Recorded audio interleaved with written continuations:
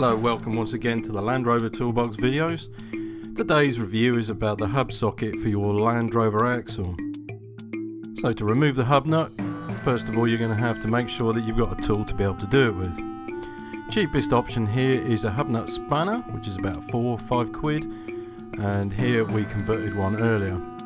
The box spanner doesn't come like this. We had to weld a bar on and a socket on the top of it so we could use a driver. This will fit the hub nuts for Land Rovers, 52mm. However, with the TD5 axle there's no chance of using it. You need a larger socket like this.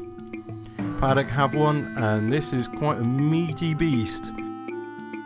Just to give you an idea how much meat is actually on this socket, we've got two of them. This is ours, the hub nut socket, 52mm, and this one is an inch drive impact socket which you use on HGV vehicles. Quite an old one, and it survived quite well, to be honest with you. Possibly the downside to this is actually a half-inch drive, as you can see there, even though it's very thick walled.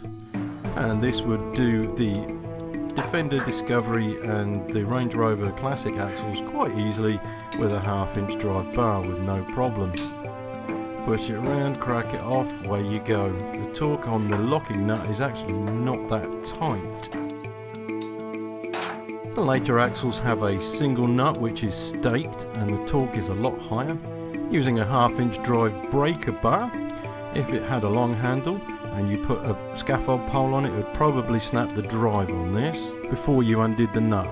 Now looking at the socket here, it's got a half-inch drive to 3/4 inch drive adapter with a bar, a suitable bar.